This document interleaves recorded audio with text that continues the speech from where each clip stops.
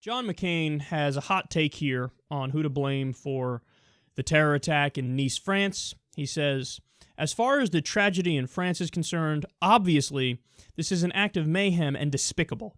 But I also have to tell you, and our prayers are with the families, obviously, and the French people.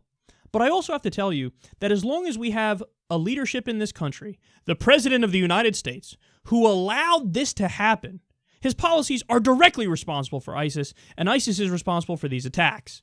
The president decided to pull everybody out of Iraq. This president has no strategy, and no, in my view at least, in the short term, ability or willingness to attack this evil.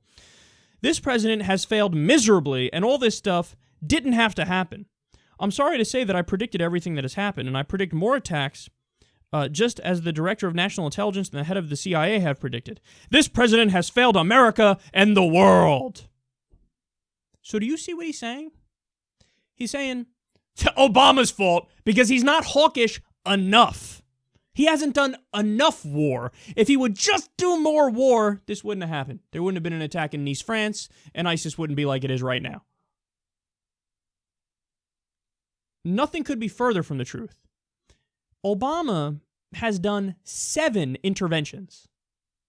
Now that includes drone strikes in some places, traditional airstrikes with fighter jets in some places, special ops troops on the grounds in some places, and just outright invasions in other places and surges, like he did a surge in Afghanistan, for example. So, and you go through the list, again, I told you, 7 different interventions.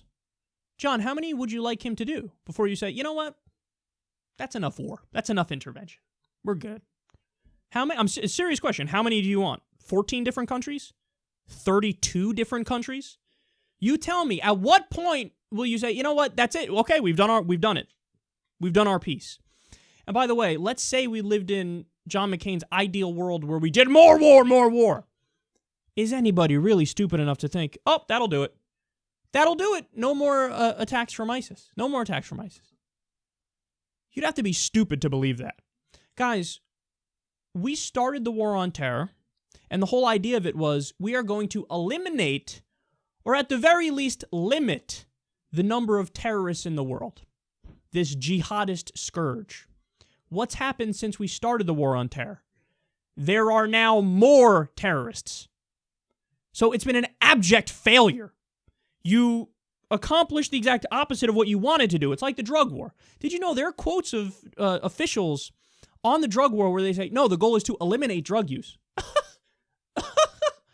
It went the opposite direction. Now there are more people doing drugs and more first-time triers of drugs. Triers is a word that people say. First-time users of drugs. Now than there was before you wasted $1 trillion on this war on drugs. So it was the opposite outcome of what you wanted. But they don't care. Logic. Fuck logic. I don't know. Blind rage. Do more attacks and then that'll work. Now, I always find it hilarious. So they're willing to do revisionist history in the sense that they say, well, I mean, if Obama didn't briefly pull down some troop levels in Iraq, if he didn't do that, well, then everything would be great and there wouldn't have been an attack in Nice, France. So he's doing revisionist history. Notice, they never go further back with their revisionist history and go to the root, which would be what? What led to ISIS in its current form? The original invasion of Iraq, you jackasses. So you went in there, you toppled Saddam Hussein, who was a horrible guy, a terrible authoritarian leader who did war crimes against his own population, okay? Go ask the Kurds how they feel about him.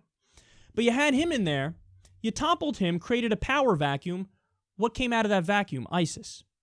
And what were the events that unfolded that led to them? Not only toppling Saddam, his Ba'athist leaders who know how to fight, I mean, they're military guys, teaming up with Sunni fundamentalists, teaming up with Salafi jihadists. And then you have this alliance from hell because the Ba'athists helped them gain territorial success.